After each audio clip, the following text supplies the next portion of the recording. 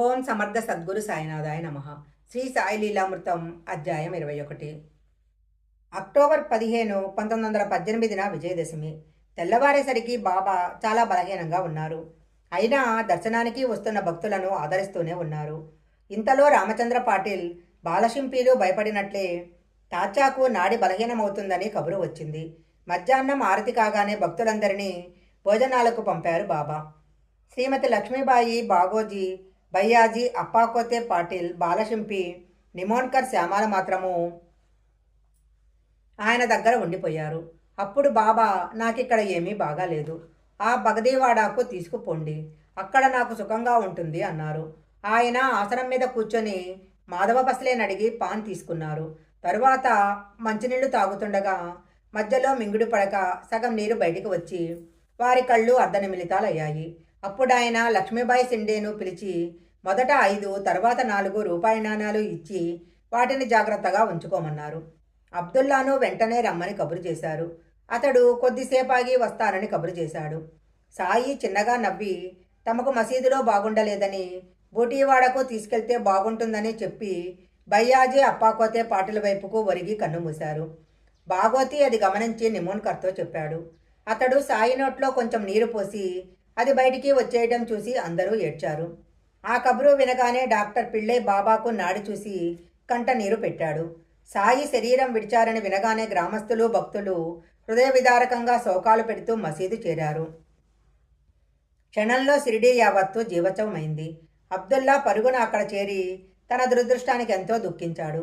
భక్తులు నమస్కరించుకోవడానికి వీలుగా బాబా శరీరాన్ని కూర్చోబెట్టారు. అక్కడకు ఎందరు భక్తులు చేరారంటే ఆ రద్దీలో సుమారు 5 గంటల సేపు నాకు బాబా దేహాన్ని చూసే అవకాశమే కలగలేదు అంటాడు నృపతి పాటిల్. బాబా శరీరం మీద లెక్కలేనని పూలమాలలు రాసులు రాసులుగా పువ్వులు వేస్తున్నారు. ఎన్నడూ భయము దుఃఖము ఎరగని నానావల్లి కూడా ఆ రోజు కన్నీరు తుడుచుకుంటూ కొద్దిసేపు అక్కడ నిలబడి తరువాత మారుతి ఆలయానికి వెళ్ళిపోయాడు. అప్పటినుంచి 12 రోజుల పాటు ఓ మామా, నువ్వు లేక నేను బ్రతకలేను, నేను వచ్చేస్తాను అని శోకాలు పెడుతూ అన్నపానీయాలు కూడా మాని సమాధి చెందారు. సాయి నిర్యాణమైన కొద్ది గంటలలోనే తాచా ఆరోగ్యం బాగుపడింది. సాయి కోరికను అనుసరించి వారి దేహాన్ని బూటీవాడాలో సమాధి చేయటానికి భక్తులు సిద్ధం చేస్తున్నారు. అంతలో కుశాలచంద ఆధిపత్యాన కొందరు ముస్లింలు తమ మతానుసారము బాబా శరీరాన్ని ఆరుబయట సమాధి చేయాలని పట్టుబట్టడంతో భక్తులలో వివాదం చెలరేగి ఎంతకు తెగలేదు. చివరకు ఎక్కువ మంది భక్తులు ఎలా కోరితే అలా చేయాలని పెద్దలు 2 పక్షాల వారి సంతకాలు, వేలిముద్రలు సేకరిస్తే సాయి సంకల్పమే నెగ్గింది. బూటీవాడాలో మురళీధరుని విగ్రహ ప్రతిష్టకని ఏర్పరిచిన వేదిక కింద సాయి దేహాన్ని 17వ తేదీన సమాధి చేసి దానిపైన పటముంచారు. అంత్యక్రియలలో బాలబాటే ప్రధాన పాత్ర వహించాడు. సాయికి గురుప్రసాదంగా లభించిన ఇటుక విరిగింది కదా, దాని ముక్కలు 2 కలిపి వెండితీగతో కట్టి సమాధిలో బాబా తల కింద ఉంచారు. అలాగే బాబా దగ్గర ఎప్పుడూ ఒక చిన్న మూట ఉండేది. ఆయన దానినెప్పుడూ ఎవరినీ ముట్టుకోనిచ్చేవారు కాదు.